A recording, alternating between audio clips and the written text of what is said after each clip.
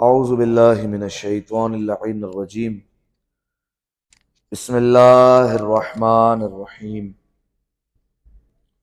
الحمد للہ الذی یخلق ولم یخلق ویرزق ولا یرزق ویطعم ولا یطعم ثم الصلاة والسلام علی عبدک ونبیک وصفیک ورسولک وخیرتک من الخلق ابو القاسم محمد صلی علی محمد وعلی اہل بیتہ الطیبین الطاہرین المعصومین المظلومین سیما ابن امہ علی علیہ السلام وهو النبأ العظیم والصراط المستقیم والقرآن الکلیم وهو الصدیق الاکبر والفاروق الاعظم وحبل اللہ المتین وامام المسلمین ووصی رسول رب العالمین واللعنۃ الدائمۃ علی اعدائہم اجمعین اما بعد فقد قال اللہ سبحانہ وتعالی فی محکم کتابہ المبین بسم اللہ الرحمن الرحیم یا ایہا الذین آمنوا اتقوا اللہ وکونوا مع الصادقین صلوات علی محمد وآل محمد اللہم صلی علی محمد وآل۔ اس سے بہتر انداز سے مل کر بآواز بلند صلوات پڑھ دیں، اللہم صلی علی محمد وآل محمد۔ تمام تر تعریف ہے اس ذات خداوندی کے لیے کہ جس نے ہمیں روز جمعہ دیکھنا نصیب فرمایا، اور تمام تر شکر بھی اسی کی بارگاہ میں کہ روز جمعہ کے ساتھ ساتھ اس نے نماز جمعہ جیسی سعادت سے ہمیں ہمکنار فرمایا۔ سامعین محترم، جس موضوع پر مسلسل خطبات جمعہ میں گفتگو کی جا رہی ہے وہ ہے خطبہ حمام، امیر المؤمنین کا وہ مشہور و معروف وہ شاہکار خطبہ جس میں مولا نے اہل تقوی کی، صاحبان تقوی کی صفت بیان فرمائی ہے۔ اور اس کو بیان کرنے کے لیے میں نے آپ کے سامنے جس آیہ مجیدہ کو پیش کیا اس کا تعلق سورہ مبارکہ توبہ سے ہے، جسے سورہ براءت بھی کہا جاتا ہے۔ آیت کا نشان 119 ہے۔ اس آیت میں پروردگار عالم نے خطاب اہل ایمان سے کیا، ارشاد ہوا یا ایھا الذین آمنوا اتقوا اللہ وکونوا مع الصادقین، اے ایمان والو تم تقوی اختیار کرو اور تم سچوں کے ساتھ ہو جاؤ۔ پروردگار عالم نے خطاب تمام انسانوں سے نہیں کیا، بات اللہ انسانوں سے نہیں کر رہا، مسلمانوں سے نہیں کر رہا، بات اللہ ڈائریکٹ مومنوں سے کر رہا ہے، اور مومنوں سے کہہ رہا ہے تم متقی بنو، تمہیں تقوی اختیار کرنے کی ضرورت ہے۔ میں نے یہ بتایا تھا آپ کی خدمت میں کہ اللہ نے یہودیوں سے اور نصرانیوں سے اور دوسرے مذہب کے لوگوں سے کیوں نہیں کہا کہ تم متقی بن جاؤ، یا اللہ نے دوسرے مسلمانوں سے جن کا تعلق دوسرے مکاتب فکر سے ان سے کیوں نہیں کہا کہ تم متقی بن جاؤ؟ اللہ نے ان سے نہیں کہا، مومنوں سے کہہ رہا ہے کہ تم متقی بن جاؤ۔ وجہ یہ بیان فرمائی تھی کہ یہودی، نصرانی، دیگر مکاتب فکر کو اس لیے نہیں کہا کیونکہ ان کا عقیدہ ٹھیک نہیں تھا، اور جب عقیدہ ٹھیک نہیں ہے تو پھر جتنا تقوی اختیار کر لے انسان کوئی فائدہ اس کو نہیں ہونے والا اگر اس کا عقیدہ ٹھیک نہیں ہے۔ اسی سلسلے میں آپ کے سامنے بلکہ ایک روایت بھی رکھتا ہوں کہ امیر المؤمنین اور ان کے ایک صحابی جن کا نام ہے جناب کمیل، جن کی ہم دعا پڑھتے ہیں ہر شب جمعہ، جسے دعائے کمیل بھی کہا جاتا ہے، دعائے خضر بھی کہا جاتا ہے، مولا کے پیچھے پیچھے چل رہے ہیں، ایک رستے سے گزر رہے ہیں تو ایک گھر سے تلاوت قرآن کی خوبصورت آواز آ رہی تھی، تو جناب کمیل کہتے ہیں اتنی خوبصورت آواز تھی کہ میں نے دل میں کہا سبحان اللہ، کتنی پیاری تلاوت ہو رہی ہے، کتنے اچھے انداز میں، کتنے اچھے لہن میں تلاوت ہو رہی ہے۔ اور آپ جانتے ہیں یہ حدیث کے جملے ہیں کہ قرآن کی تلاوت کا جو زیور ہے وہ اچھا لہن ہے، جس کے پاس اچھا لہن ہے، اچھا لہجہ ہے، تو گویا وہ اس کے پاس تلاوت کا لہجہ موجود ہے، اس کے پاس ایک اچھی چیز موجود ہے، ایک زیور موجود ہے۔ تو کمیل کہتے ہیں کہ میں نے دل میں کہا سبحان اللہ، کتنی اچھی تلاوت ہے۔ اب دیکھیے امام ہوتا ہی وہی ہے نا جو دل کے حالوں کو جانتا ہے۔ امام آگے چل رہے ہیں، کمیل پیچھے چل رہا ہے، لیکن دل میں جیسے ہی کہا سبحان اللہ تو مولا رک گئے، اور مولا نے فوراً پلٹ کر کہا کمیل سبحان اللہ مت کہو، اس کے تلاوت قرآن کا کوئی فائدہ ہی نہیں ہے۔ جب یہ سنا تو دیکھیے اب ہمارے جیسا صحابی ہوتا تو فوراً مولا سے پلٹ کر کہہ دیتا مولا یہ کیا بات ہو گئی، جب اتنی اچھی تلاوت ہے تو فائدہ کیسے نہیں ہوگا، مولا کے سامنے 10 سوال رکھ دیتا. لیکن کمیل ہے مؤدب صحابی، با ادب صحابی ہے، جانتا ہے امامت کا احترام کیا ہے. مولا نے کہہ دیا بات ختم، حرف آخر ہے، مولا کے آگے کوئی چون چرا نہیں کرنی، اسی کو کہتے ہیں معرفت. مولا نے کہہ دیا بس بات ختم ہو گئی. امامت کے آگے اگر مگر چنانچہ یہ سب ایسے ویسے اگر یہ جو ہے وہ چیزیں نہیں ہوتی امام کے آگے.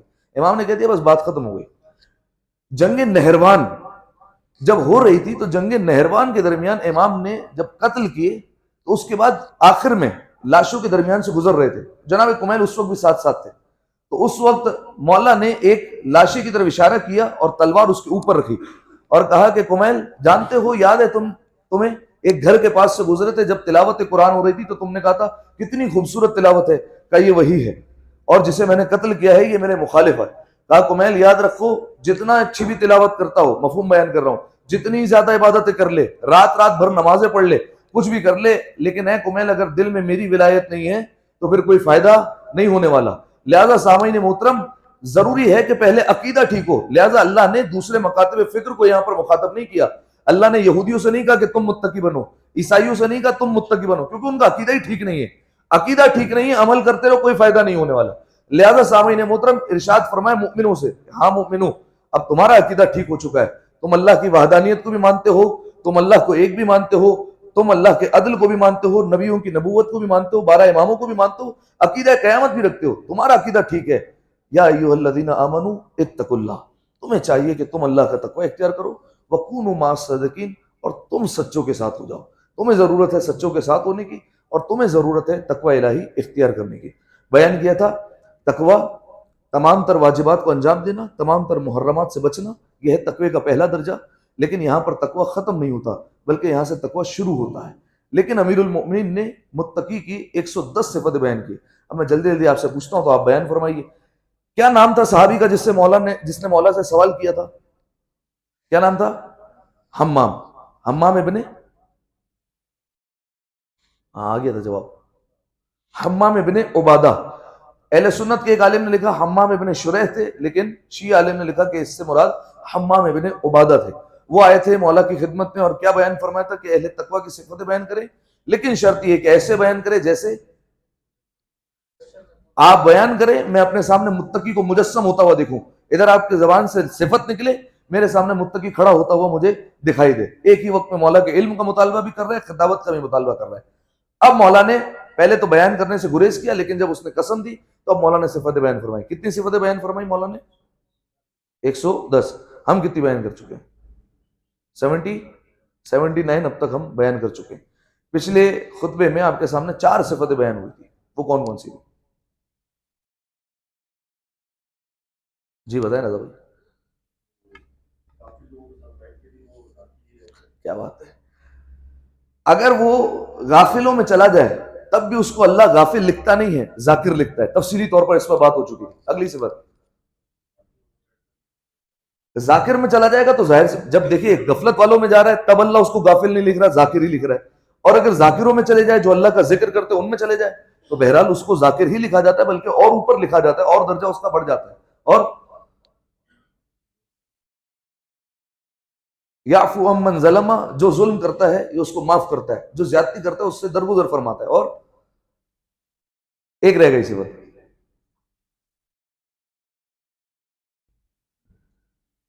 ایک صفت رہ گئی، وَيُؤْتِ مَنْ حَرَمَ، اور جو اس کو محروم کر دیتا ہے، جو اس کو نہیں دیتا ہے یہ اسے عطا کرتا ہے. صحیح ہے.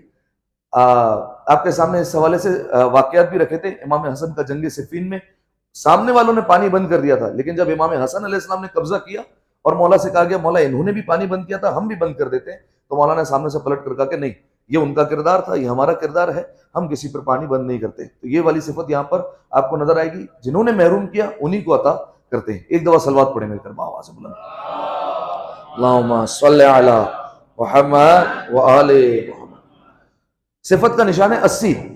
اگلی صفت مولا نے بیان فرمائی وَيَسِلُ مَنْ قَطَعَ، فرمایا عجیب صفت ہے، فرمایا جو اس سے توڑتا ہے یہ اسی سے جا کر جوڑتا ہے، جو اس سے بگاڑتا ہے یہ اس سے جا کر بنا لیتا ہے. کیا مطلب؟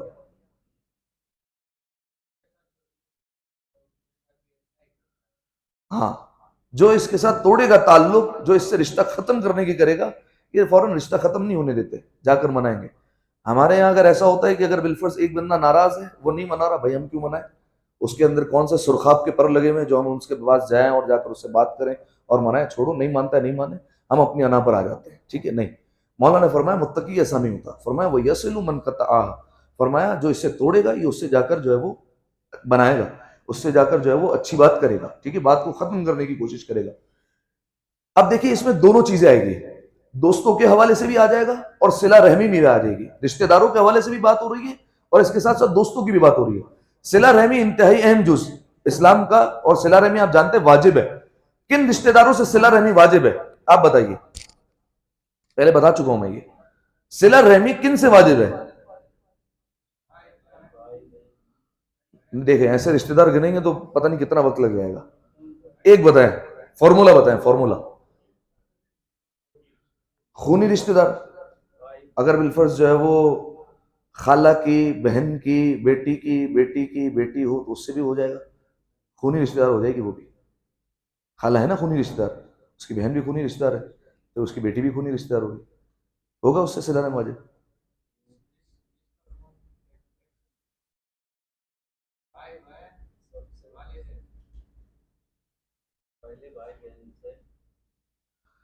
اس کا آسان فارمولا میں نے آپ کی خدمت میں بیان کیا تھا، میراث کا چیپٹر اگر آپ نے پڑھا ہو تو میراث جن رشتہ داروں میں تقسیم ہوتی ہے بس انہی سے صلہ رحمی واجب ہے، ٹھیک ہے؟ اس میں ماں باپ آئیں گے، اس میں اولاد آئیں گی، اس میں اجداد آئیں گے، صحیح ہے؟ یعنی دادا دادی نانا نانی یہ سب آ جائیں گے، چچا چچی معذرت چچا، اسی طریقے سے ماموں اور خالہ اور پھوپھی، ان سے بھی جو ہے وہ صلہ رحمی واجب ہے، اور ان کی اولاد سے، ان سے جو ہے وہ انسان کو رابطہ برقرار رکھنا ہے۔ اچھا کیسے پتا چلے گا رابطے میں ہے یا نہیں ہے؟ عرصہ ہو جاتا ہے انسان جو ہے وہ بالفرض پھوپھی سے بات نہیں کی، خالہ سے بات نہیں کی، کیسے پتا چلے گا صلہ رحمی ہے یا نہیں ہے؟ معاشرہ طے کرے گا۔ اگر بالفرض آپ نے ماں سے 2-3 مہینے تک بات نہیں کی تو معاشرہ انگلی اٹھائے گا کہ لگتا ہے اس کا رابطہ نہیں ہے، ٹھیک ہے؟ ماں سے الگ جو ہے وہ معیار ہوگا کہ نہیں بھائی 1 مہینے کے اندر 2 مہینے کے اندر بات ہو جانی چاہیے تاکہ معاشرے کو لگے ہاں رابطہ ہے۔ خالہ کے ذریعے سے تھوڑا سا معاشرہ اور اجازت دے دے گا، بالفرض 3 مہینے میں 4 مہینے میں ایک دفعہ کبھی سلام دعا ہو گئی، کبھی کسی شادی میں ملاقات ہو گئی، آپ نے واٹس ایپ پر میسج کر دیا، کال کر لی، ان کی کال آ گئی، آپ نے سلام کر دیا، بات ختم ہو گئی، ٹھیک ہے رابطہ ہے۔ اسی طریقے سے کزنز، ان سے بھی صلہ رحمی واجب ہے۔ اگر بالفرض جو ہے وہ معاشرہ یہ کہے کہ ان کا تعلق ہی نہیں ہے تو پھر آپ یاد رکھیے گا یہ صلہ رحمی نہیں کہلائے گی، ٹھیک ہے؟ تو ایک ہے یہ صلہ رحمی۔ اچھا بعض لوگ کہتے ہیں مولانا صاحب ہم تو چاہتے ہیں کہ ہم جو ہے وہ ان سے تعلق بنائیں لیکن انہوں نے ہی توڑا ہوا ہے تو ہم کیا کریں؟ ایک روایت میں آپ کے سامنے پیش کرتا ہوں، چھٹے امام امام جعفر صادق علیہ الصلوۃ والسلام، اللہم صلی علی محمد وآل، مفہوم بیان کر رہا ہوں روایت کا۔ مولا کے پاس ایک شخص آیا، کہا مولا میرا چچا زاد بھائی ہے، میرے چچا زاد بھائی ہیں، میرے کزن ہیں، ان سے صلہ رحمی واجب ہے۔ کہا مولا انہوں نے مجھ سے توڑ لیا ہے، نہ مجھے کوئی حصہ دیتے ہیں، نہ مجھے گھر میں ٹھیک مقام دیتے ہیں، مجھے ایک کونے میں رکھتے ہیں، مجھ سے انہوں نے گویا بگاڑ لیا ہے بالکل، مولا میں کیا کروں؟ کیا میں بھی ان سے ختم کر لوں؟ امام نے کہا نہیں، اگر وہ تم سے توڑ رہے ہیں، وہ تم سے قطع رحمی کر رہے ہیں، تم پر لازم ہے کہ تم اپنی طرف سے صلہ رحمی کرو۔ اگر وہ توڑیں اس سے انسان خود نہیں بچ جاتا، مولانا صاحب انہوں نے بھی تو ختم کر دیا تو ہم نے بھی ختم کر دیا، نہیں، آپ کا اپنا فریضہ ہے کہ آپ اپنی طرف سے جاری رکھیں، ٹھیک ہے؟ لہذا مولا نے کہا کہ انہوں نے اگر ختم کر دیا تم اپنی طرف سے جاری رکھو، تمہیں ملنا ہے جا کے۔ مولا نے کہا اس کا تمہیں فائدہ ہوگا، لہذا تم ایسا نہ ہو کہ تم اگر اس سے توڑ لو تو تم سارے کے سارے اللہ کی رحمت سے دور ہو جاؤ گے، ایسا مت کرنا، اس سے ختم مت کرنا۔ کچھ عرصے بعد یہ شخص دوبارہ ملا، امام نے کہا بھائی کیا حال ہے تمہارے چچا زاد کے اور سب لوگوں کے؟ کہا مولا وہ تو غضب ہو گیا کہ ایک روز دیوار گر گئی اور سارے کے سارے جتنے تھے سب کے سب مر گئے، سب کے سب چلے گئے اور میں بچ گیا۔ امام نے کہا جانتے ہو کیوں ایسے؟ کہا کیوں مولا؟ فرمایا انہوں نے قطع رحمی کی لہٰذا ان کی موت آ گئی، تم نے صلہ رحمی کی اس لیے اللہ نے تمہیں زندگی عطا کر دی۔ صلہ رحمی کا ایک فائدہ یہی ہے کہ پروردگار عالم زندگی میں اضافہ کرتا ہے، لہٰذا مولا نے کہا کہ یہ اس سے جو توڑتا ہے یہ اس سے بناتا ہے، جا کر بگاڑتا نہیں ہے، ٹھیک ہے؟ اچھا یہ رشتہ داروں کے حوالے سے بھی ہو گیا، دوستوں کے حوالے سے بھی ہو گیا۔ دوست میں کبھی کبھار زیادہ ہوتا ہے کیونکہ دوستوں کا رشتہ بے تکلف ہوتا ہے، صحیح ہے؟ اس میں تکلف نہیں ہوتا، اس میں اگر ناراض ہو گئے تو زیادہ روٹ جاتے ہیں، تھوڑا سا وہ نہیں بات کر رہے تو ہم بھی بات نہیں کریں گے، اس میں انا آ جاتی ہے۔ نہیں، روایت میں یہ بھی جملے ہیں کہ ایک مسلمان دوسرے مسلمان کے لیے جائز نہیں ہے کہ 3 دن تک اس سے ناراض رہے، جا کر منائے، ورنہ ایمانی رشتہ ختم ہو جاتا ہے دونوں کا۔ لہذا سامعین محترم بلکہ ایک روایت بھی میں نے آپ کے سامنے پیش کی تھی علی ابن یقطین کی، کہ ابراہیم جمال جب ان کے گھر پر آتے ہیں ان سے ملاقات کے لیے، علی ابن یقطین نے منع کر دیا۔ نتیجہ کیا ہوا، جب علی ابن یقطین ساتویں امام کے گھر پر گئے تو ساتویں امام نے منع کر دیا ملنے کے لیے، اور پھر کہا کہ ہمارا ایک بندہ تم سے ملاقات کرنے کے لیے آیا تھا، جب تم نے منع کر دیا تو ہم بھی تم سے ملاقات نہیں کریں گے۔ لہذا جب گئے ابراہیم جمال کو منایا، واپس آئے تو پھر امام نے ہاتھ پھیلائے ہوئے تھے اور ان کو سینے سے لگایا اور کہا کہ ہمارے ماننے والے ایسے ہوتے ہیں۔ تو پہلا آج کی جو صفت مولا نے بیان فرمائی، فرمایا وَيَسِلُ مَنْ قَطَعَ، جو اس سے توڑے گا یہ اس سے جا کر بنائے گا، بگاڑے گا نہیں، انا اس کے بیچ میں نہیں آئے گی۔ ایک دفعہ صلوات پڑھے مل کر باآواز بلند، اللہم صلی علی محمد بعیداً فحشہ۔ اگلی صفت مولا نے بیان فرمائی کہ بےہدہ بکواس اس سے دور ہوتی ہے۔ فحش کلامی کا لفظ سنا ہے آپ نے؟ فحش کلامی، اس میں ساری چیزیں آ جاتی ہیں، گالی دینا بھی آ جاتا ہے، اس میں بد زبانی بھی آ جاتی ہے، اس میں ساری چیزیں آ جاتی ہیں۔ امام نے کہا جو متقی ہوگا اس سے بےہدہ بکواسیات جو ہے نا دور ہوتی ہے، اس کو قریب آنے نہیں دے گا، اس کے قریب سے بھی جو ہے نا گالی نہیں گزرتی، چاہیے اس کی زبان پر کبھی تم گالی نہیں دیکھو گے، متقی وہ ہوتا ہے۔ اب میں آپ کے سامنے دو روایتیں رکھتا ہوں، بلکہ ایک دفعہ صلوات پڑھے میں کر باآواز بولو، اللہم صلی علی محمد۔ ایک حکایت ایک روایت۔ حکایت پہلے سنیے کہ کیا نقصان ہوتا ہے اگر کوئی بد زبانی کرتا ہے جس کی عادت ہوتی ہے گالم گلوچ کرنا۔ سنیے، ایک شخص تھا جس کا انتقال ہوا، غالباً جو ہے وہ عالم تھے۔ اب آپ جانتے ہیں کہ عالم ایسا تو نہیں ہے کہ بچپن سے ہی عالم ہے، ایک زندگی پہلے شروع میں گزرتی ہے، اس کے بعد ایک جا کر اسٹیپ آتا ہے کہ وہاں سے ڈیسیجن لیتے کہ اب عالم مجھے بننا ہے، ٹھیک ہے، تو وہ عالم بن گئے۔ اب جب عالم بنے اور پوری زندگی گزاری، لوگ ان کے ساتھ بڑے خوش تھے، ان کا انتقال ہوا تو کسی نے ان کو خواب میں دیکھا اور کہا کہ آپ کے حال احوال کیسے ہیں اور کیسا جو ہے وہ آپ کا گزر رہا ہے عالم برزخ میں، کیا حال احوال ہے؟ الحمدللہ بڑے اچھے حال احوال ہیں، پروردگار عالم نے بڑا مقام عطا کیا ہے، آس پاس میرے ملائکہ فرشتے گھومتے رہتے ہیں، نوکر چاکر ہیں، خدمت کرتے ہیں، جو بولتا ہوں وہ ہو جاتا ہے، حور العین ہے ساتھ میں، بڑا بڑا جو ہے وہ محل پروردگار عالم نے عطا کیا جس میں باغات ہے، سب کچھ ہے میرے پاس، جو نعمت پروردگار عالم سے میں نے مانگی اس نے عطا کی ہے۔ کہا آپ کو تو سب مل گیا؟ کہا سوائے ایک چیز کے، ایک چیز سے مجھے نجات نہیں مل رہی ہے۔ کہا وہ کیا؟ کہا اتنے اچھے ماحول میں بھی مجھ پر پروردگار عالم نے ایک بچھو مسلط کیا ہوا ہے، اتنے اچھے ماحول میں بھی، جو مجھے دن میں ایک مرتبہ کاٹتا ہے، اور جب دن میں ایک مرتبہ کاٹتا ہے تو اس کا نتیجہ یہ ہوتا ہے کہ اس کے درد کی وجہ سے اگلے دن تک تڑپتا رہتا ہوں میں، اس طریقے سے وہ کاٹتا ہے۔ کہا ایسا کیوں ہوا؟ اتنا جب اچھا ماحول دیا ہوا ہے تو یہ بچھو مسلط کیوں کیا ہوا ہے؟ کہا وہ کبھی ایسا ہوتا تھا کہ کبھی کبھار میری عادت تھی کہ میں کسی سے بد زبانی کر دیا کرتا تھا، اچھے طریقے سے بات نہیں کرتا تھا۔ یہاں پر بات گالی کی نہیں ہو رہی ہے، بد زبانی کی ہو رہی ہے۔ کبھی انسان ایسا ہوتا ہے کسی پر چلا دیتا ہے، صحیح ہے، یہ بھی بد زبانی میں آتا ہے۔ کبھی انسان کسی سے صحیح طریقے سے بات نہیں کرتا، یہ بھی بد زبانی میں آتا ہے۔ گالی تو بڑا اوپر کا درجہ ہو جائے گا، جسے ہم کہتے ہیں نا سپرلیٹو ڈگری، یہ وہ ہو جائے گی گالی، ٹھیک ہے۔ تو یہ گالی دینا تو بہت جو ہے وہ کبھی ترین فیل ہو جائے گا۔ لہذا فرمایا کہ اتنا اچھا پروردگار عالم نے ماحول کیا، عالم برزخ میں، وادی السلام میں، نہ جانے کون کون سی نعمت اللہ نے مجھے عطا کر دی، لیکن پھر بھی ایک بچھو پیر پہ مسلط کر دیا ہے، وہ کاٹتا ہے اگلے دن تک، جس کی وجہ سے مجھے تڑپنا پڑتا ہے، ٹھیک ہے، بد زبانی کی وجہ سے۔ ایک روایت ہو گئی، لیکن میں آپ کو بتاؤں غالی کا نقصان اس سے بڑا ہے، کم از کم میں جو سمجھتا ہوں اس سے، یہ بچھو سانپ سے جو ہے وہ بڑا نقصان ایک میں آپ کے سامنے روایت میں رکھتا ہوں۔ ایک شخص کے بارے میں روایت کی گئی ہے کہ وہ مولا کے ساتھ ساتھ ہوتا تھا۔ توجہ رکھیے گا، یہ روایت اگر آپ کے دل میں اتر گئی تو پیغام پہنچ جائے گا۔ ایک شخص جو امیر المؤمنین کے ساتھ ساتھ ہوتا تھا، یعنی لوگوں کو تعجب ہوتا تھا اگر وہ مولا سے جدا ہو جائے، جب مولا کو دیکھتے تھے تو دیکھتے تھے کہ وہ بھی ساتھ ساتھ ہے مولا کے، ہمیشہ ساتھ ساتھ گھوم رہا ہوتا تھا مولا کے، کبھی بھی لوگوں نے یہ نہیں دیکھا کہ وہ مولا سے الگ ہے، مولا کے ساتھ ساتھ ہمیشہ۔ اور جب اکیلا ہو تو فوراً یا تو لوگ مولا سے پوچھتے تھے یا اس سے پوچھتے تھے کہ ہاں بھائی اکیلے ہو آج، ٹھیک ہے، یعنی آپ سمجھ لیجئے اس طریقے کا تعلق، اس طریقے کا ریلیشن۔ تو ایک دن امیر المؤمنین، ایک دن یہ، اور اس کا ایک غلام، یہ تینوں جا رہے تھے بازار سے، راستے میں کھجور کی دکان آئی، امیر المؤمنین وہاں پر رک گئے، اور امیر المؤمنین نے وہاں پر کچھ خرید و فروخت کی اور اس نے بھی خرید و فروخت کی۔ اب ظاہر ہے غلام ہوتا کس لیے کہ اس سے سامان اٹھوائے، سارے کام کروائے۔ اس نے جب مڑ کر دیکھا تو اس کا غلام نہیں تھا، اب نہ جانے وہ کہاں رہ گیا۔ اب یہ کئی رستے تک جو ہے وہ بھاری سامان اٹھا کر چلتا رہا، اس کے ہاتھ میں بھی درد ہو گیا اور اس کو جو ہے پسینہ آنے لگ گیا، اس کو بڑا غصہ چڑھا ہوا تھا، مولا کے ساتھ ساتھ تھا۔ اچانک سے وہ غلام پیچھے سے بھاگتے بھاگتے آیا، اس نے وہ سامان اس غلام کے ہاتھ میں پکڑایا اور غلام کو گالی دی، صحیح ہے، اور گالی کیا دی؟ اب میں آسان الفاظ میں کہہ دیتا ہوں، اس کو غیر حلالی کہا، صحیح ہے، یعنی تم حلال زادے نہیں ہو، صحیح، اب آپ سمجھ جائیں کیا کہا ہوگا. جیسے یہ کہا تو مولا غضبناک ہو گئے اور مولا غصہ ہو گئے. مولا نے اس کی طرف دیکھ کر کہا یہ کیا کہا تم نے سے؟ کہا مولا یہ مسلمان تھوڑی ہے، جب مسلمان نہیں ہے تو اس کا نکاح درست نہیں ہے، جب نکاح درست نہیں ہے تو پھر وہ وہی ہے جو میں نے اس کو کہا ہے. کہا مولا یہ صحیح تو کہا ہے میں نے. مولا نے کہا کہ نہیں، اگر یہ دوسرے مذہب سے بھی ہے تو کیا ہوا، ان کے یہاں جو نکاح ہے اس کے مطابق تو اس کی ماں نے نکاح کیا ہے، لہٰذا یہ حلال زادہ ہی ہے، یہ حلال زادہ ہی شمار ہوگا، اسے تم یہ نہیں کہہ سکتے جو تم نے کہا ہے. اس کے بعد مولانا نے اس سے اپنا تعلق توڑ دیا. لوگوں نے کہا جو زندگی بھر مولا کے ساتھ ساتھ رہتا ہے مولانا نے اس کو اپنے قریب بھی نہیں آنے دیا. صحیح ہے، ایک گالی دینے کی وجہ سے مولانا نے اس کو اپنے قریب آنے نہیں دیا. میری نگاہ میں یہ سانپ بچھو کوئی نقصان نہیں ہے. صحیح ہے، اس نقصان کے مقابلے میں اگر میرا مولا، میں اپنے مولا کے قریب جاؤں اور میرا مولا مجھے دور کر دے اور ہٹا دے کہ تم میرے قریب نہیں آنا اور مجھ سے ملاقات نہیں کرنا، یہ اس سے بڑا نقصان ہے میری نگاہ میں.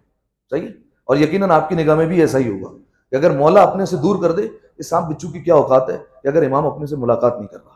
ٹھیک ہے، تو یہ دو نقصان میں نے آپ کے سامنے رکھ دیے کہ اگر کوئی بد زبانی کرتا ہے، کوئی فحش کلامی کرتا ہے، کوئی گالی بکتا ہے تو اس کے دو نقصان ہیں. ایک تو عالم برزخ میں عذاب بیان کر دیا، اور دوسرا ایک گالی کی وجہ سے مولانا نے زندگی بھر ملاقات نہیں کی. ٹھیک ہے، ایک دفعہ صلوات پڑھیں مل کر آواز بلند.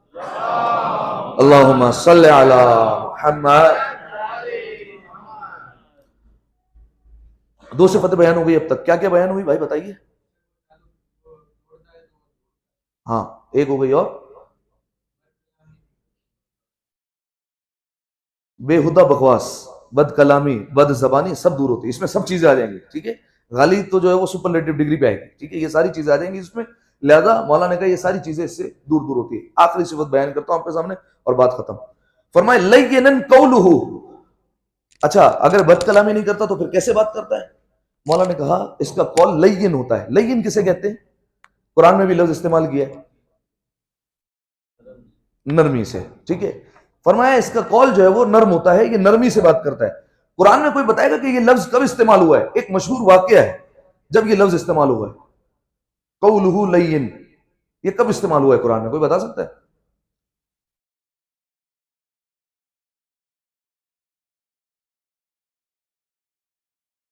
یہ قرآن میں استعمال ہوا ہے جناب موسیٰ اور فرعون کے واقعے میں. ٹھیک ہے، اچھا دیکھیے جیسا انسان ہوتا ہے نا سامنے ویسے انسان بات کرتا ہے.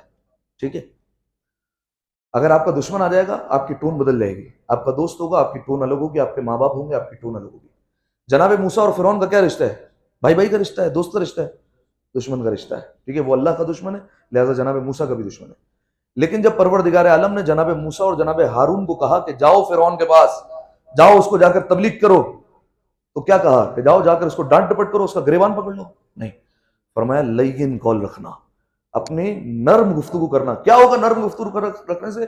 کہ یا تو وہ ایمان لے آئے گا یا وہ خوف زدہ ہو جائے گا. ٹھیک ہے، اس کے دل میں تھوڑا سا خیال آ جائے گا کہ یار میں اس کی خدا کو دشمن ہوں، میں خدائی کا دعویٰ کر رہا ہوں، اس کے باوجود یہ اتنا نرمی سے مجھ سے بات کر رہا ہے. لہذا فرمایا کہ جو متقی ہوتا ہے اس کا قول نرم ہوتا ہے. اچھا یہ وہ صفت ہے جو امام کو بڑی محبوب ہے. میں آپ کے سامنے بیان کرتا ہوں. جناب حر علیہ السلام کیا کیا تھا انہوں نے؟ امام حسین علیہ السلام کا رستہ روکا تھا. آپ جانتے ہیں جناب حر علیہ السلام کی آواز اونچی ہو گئی تھی جب انہوں نے راستہ روکا امام حسین علیہ السلام کا، اور امام حسین علیہ السلام نے کہا کہ مجھے جانے دے حر. تو جناب حر علیہ السلام نے اپنی آواز کو اونچا کر لیا تھا اور امام حسین علیہ السلام سے آواز اونچی ہو گئی تھی. تو اس وقت امام حسین علیہ السلام نے کیا کہا تھا؟ لین کلام کا یا شیخ، اے شیخ اپنی گفتگو کو تھوڑا نرم کر، آرام سے بات کر تھوڑا سا. کیوں؟ فرمایا کیونکہ میری بہنیں میرے ساتھ ہیں، آرام سے بات کر تھوڑا سا، اس طریقے سے بلند آواز سے بات نہیں کر. میری بہنیں میرے ساتھ ہیں، وہ کیا سوچیں گی کہ کون ہے جو حسین سے اتنی بلند آواز سے بات کر رہا ہے. کہ حر آرام سے بات کر. اور اس کے بعد امام حسین علیہ السلام نے جناب حر علیہ السلام کے پورے لشکر کو پانی پلایا، ایک ایک کو سیراب کیا، یہاں تک کہ امام حسین علیہ السلام بیٹھ کر سارا منظر دیکھ رہے تھے تو دیکھا ایک شخص ہے جس نے اپنے اونٹ کو بٹھایا ہوا ہے، لیکن جب وہ ہاتھ میں کوزہ رکھتا ہے تو اس کے ہاتھ سے کوزہ گر جاتا ہے، اس کے ہاتھ پیاس سے اتنا کانپ رہے ہیں کہ پانی بھرا ہی نہیں جاتا اس سے. امام حسین علیہ السلام آگے بڑھے، وہ لشکر جس نے مولا سے اونچی آواز میں بات کی، امام حسین علیہ السلام گئے اور امام حسین علیہ السلام نے کہا کہ تو اپنا ہاتھ اٹھا، اور اپنے چلو میں مولا نے پانی بھرا اور اپنے چلو سے مولا نے اسے پانی پلایا. کیوں مولا نے ایسا کیوں کیا؟ کیونکہ مولا سے اگر پوچھا جائے نا مولا یہ آپ کا رستہ روک رہا ہے، آپ اتنا جو ہے وہ نرم مزاجی سے پیش آ رہے ہیں، مولا کہیں گے ان کی نجات کی ذمہ داری مجھ پر ہے. ہو سکتا ہے میرے اس رویے سے ان میں سے کوئی میرے پاس آ جائے، اور دیکھیے شب عاشور یہی ہوا. اب میں 2 جملے پڑھ دیتا ہوں تاکہ بات مکمل بھی ہو جائے. جب شب عاشور جناب حر علیہ السلام نے دیکھا کہ عمر سعد نے پکا ارادہ کر لیا جنگ کا، تو جناب حر علیہ السلام نے مختصر کروں تو فوراً روانہ ہوئے. بیٹا ساتھ گیا، غلام ساتھ گیا اور چلے ہیں، لیکن آنکھوں پر پٹی ہے اور ہاتھ بندھے ہوئے ہیں جیسے ایک مجرم جاتا ہے، اور فوراً آئے. دیکھیے انسان جیسے بھی بات کر لے، جو بھی کر لے، لیکن اگر دل میں توبہ کا اگر بیج آ گیا نا تو پھر منزل آسان ہے، پھر کوئی بڑی بات نہیں ہے، توبہ آ جانا چاہیے بس. جب چلے ہیں تو بیٹے نے کہا اللہ اکبر. کہا بابا اللہ اکبر اس لیے کہہ رہا ہوں کیونکہ جناب علی اکبر آ رہے ہیں استقبال کے لیے. پھر کہا اللہ اکبر. کہا آپ کیوں استقبال اللہ اکبر کہا کہ جناب عباس خود لینے کے لیے آ رہے ہیں. اب 3 مرتبہ کہا اللہ اکبر اللہ اکبر اللہ اکبر. کہا 3 مرتبہ کیوں کہا کہ اب امام حسین خود آ رہے ہیں. امام حسین کے قدموں میں گرایا اور ایک جملہ کہا حل لی من توبہ، اے حسین کیا میرے لیے توبہ ہے؟ امام حسین نے کیا کیا؟ معاف نہیں کیا. وہی پہلی صفت جو اس سے توڑتا ہے اس سے جوڑتا ہے. کیا امام حسین نے منع کر دیا؟ نہیں، تم نے تو میرے سے اونچی آواز میں بات کی تھی. امام حسین نے فوراً اٹھایا اور سینے سے لگایا.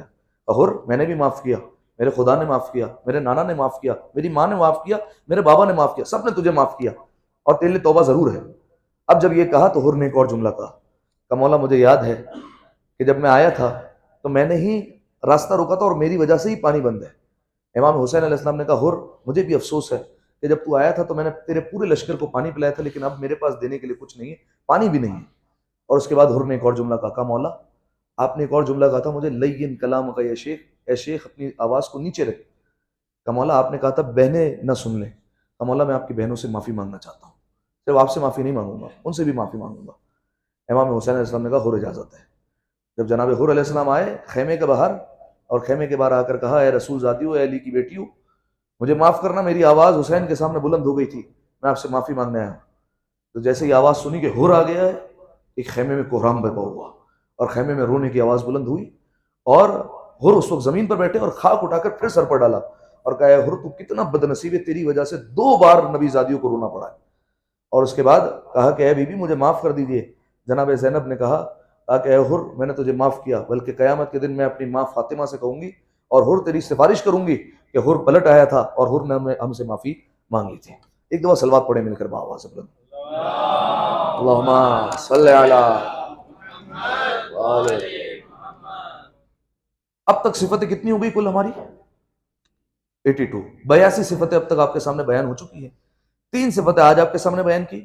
پہلی صفت مولانا نے فرمایا وَيَصِلُ مَنْ قَطَعَ، جو اس سے تعلق توڑتا ہے یہ اس سے جوڑتا ہے. اب چاہے رشتہ داروں کی بات ہو یا دوستوں کی بات ہو، جو اس سے تعلق توڑے گا یہ اسے جا کر جوڑ لے گا.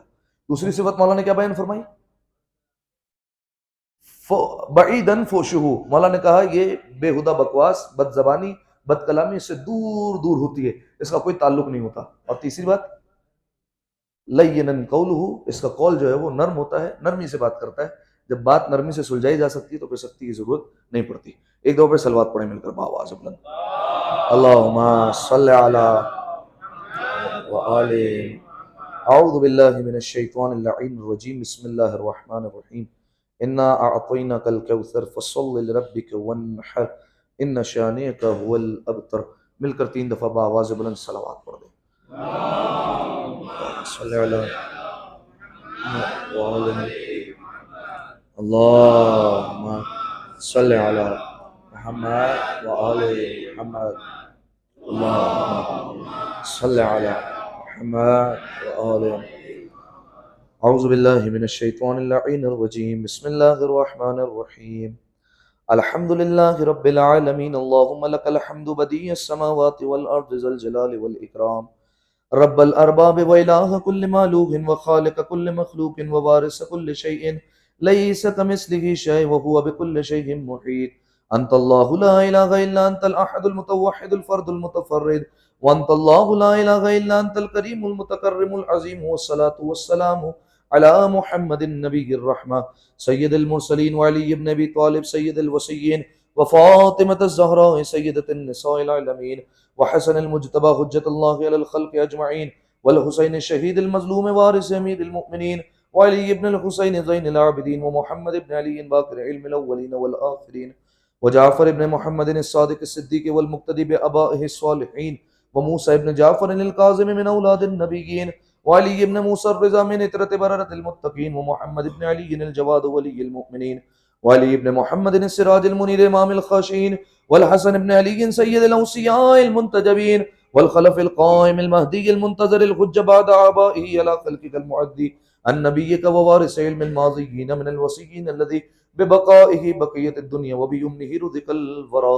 وبوجوده ثبتت الأرض والسماء وبه يملأ الله الأرض قسطا وعدلا كما ملئت ظلما وجورا وعجل لنا اللهم زهورا إنهم يرونه بعيدا ونراه قريبا برحمتك يا أرحم الراحمين اللهم افتح لي أبواب توبتك ورحمتك ورزقك الواسع إني إليك من الراغبين واتمم لي إنعامك إنك خير المنعمين اللهم اجعل بقية عمري في أداء فرض الجمعة والحج والعمرة ابتغاء وجهك يا رب العالمين وصلى الله على محمد وآله الطيبين الطاهرين والسلام عليه وعليه